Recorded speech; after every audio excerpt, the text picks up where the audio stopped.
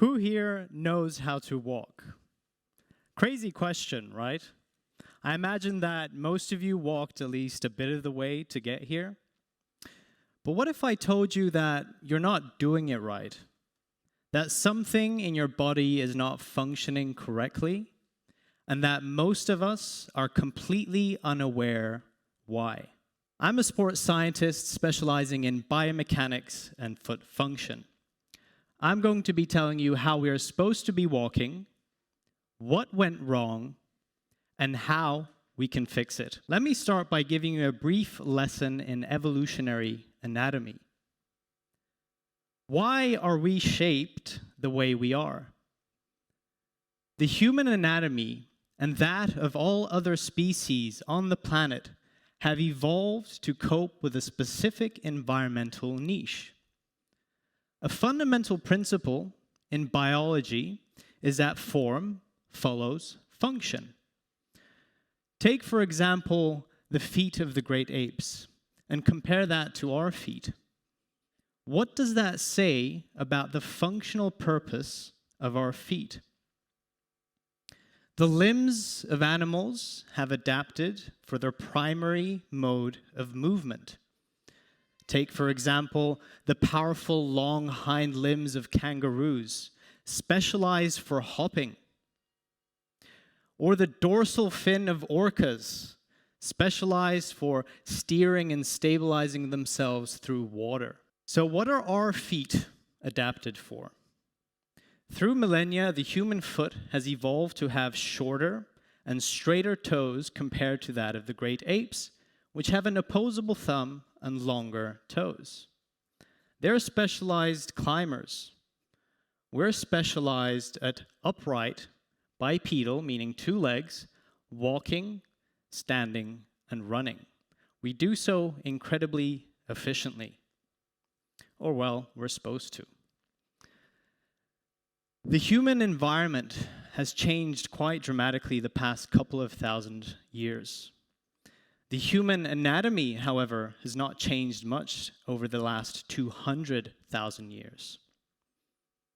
We're animals living in a concrete zoo, suffering from deformities incapacitating our ability to move.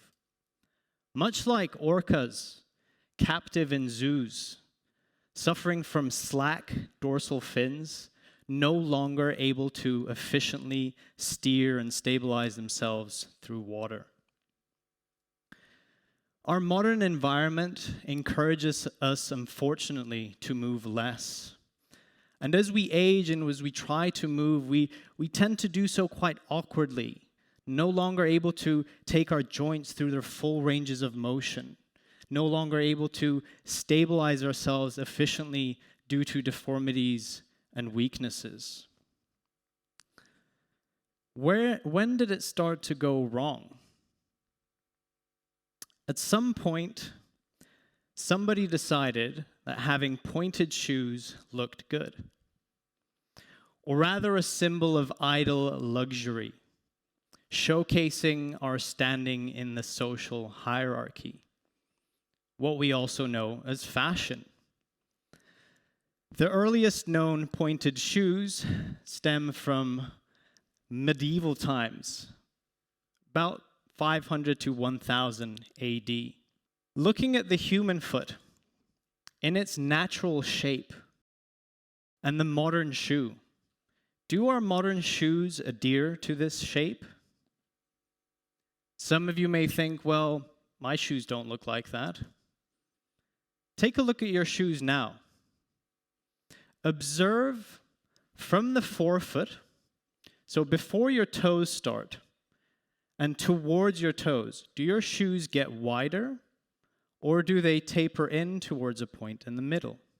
There has long been fashion in deformity, from corsets to elongated necks and skulls. But at some point, modern society decided to move away from these practices because we deem them to be unhealthy for us. Why are we still deforming our feet?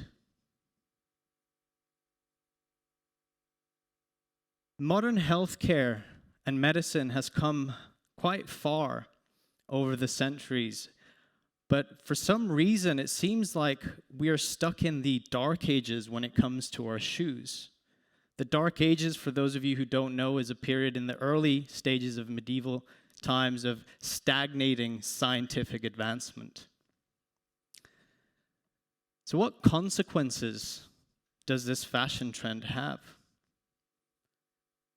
Perhaps if we wait a few million years, our feet will devolve into the seemingly pointless appendages of T-Rex arms as we completely forget how to walk.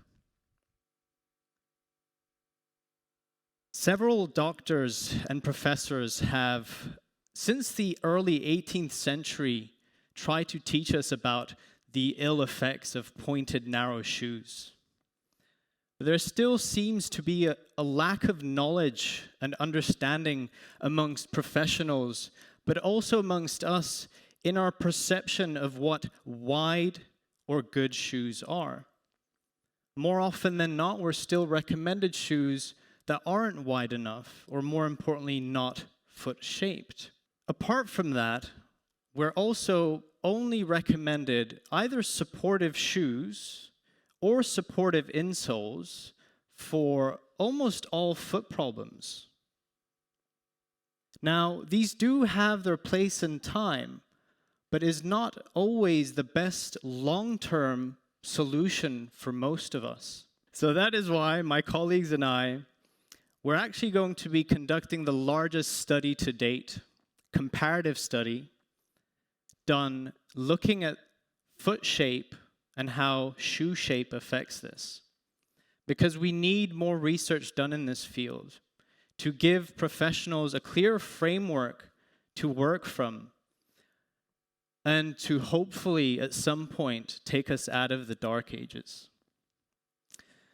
So looking into the future, what are the consequences if we do not do anything about our deformed feet? Well, some of you may think, why does this matter? My feet don't hurt and I can walk just fine. And I'd rather have good-looking shoes because feet are ugly anyway, and I rather flaunt my standing in the social hierarchy. In 2014, the American Medical Podiatric Association did a survey which showed that 77% of adults in the US alone suffer from foot pain at one point in their life. More than half of these report that they are restricted in their movement, most notably in walking and standing daily for longer periods of time. How many here have had foot problems? Raise your hands at some point in their life. Or how many here have at some point bought and used an incredibly uncomfortable pair of shoes and suffered through the pain just to look good?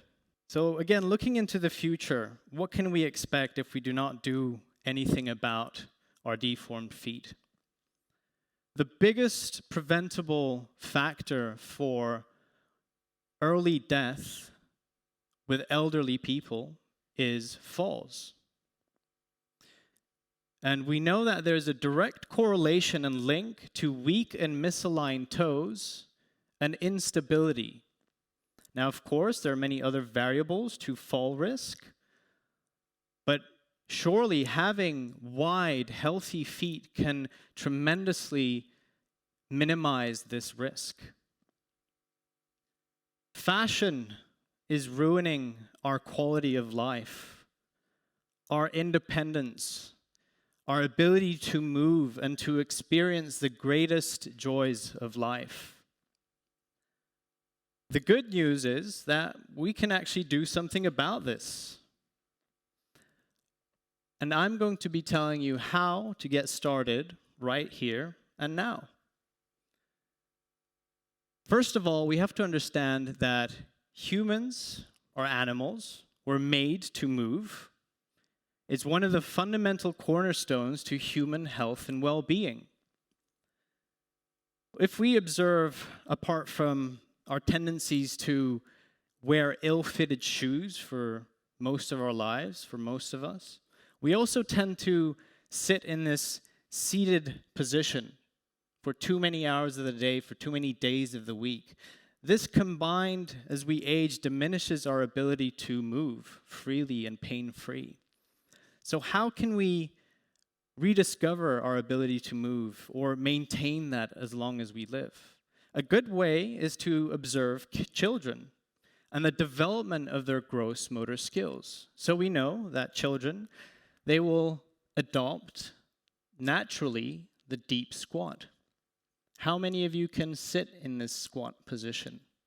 From my experience, not many people can, but few will. Maintain that. And you'll notice that kids spend several years mastering this ability, particularly before they master the ability of walking and also running.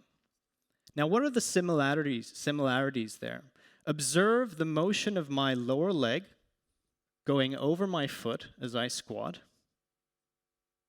as I walk, and as I run.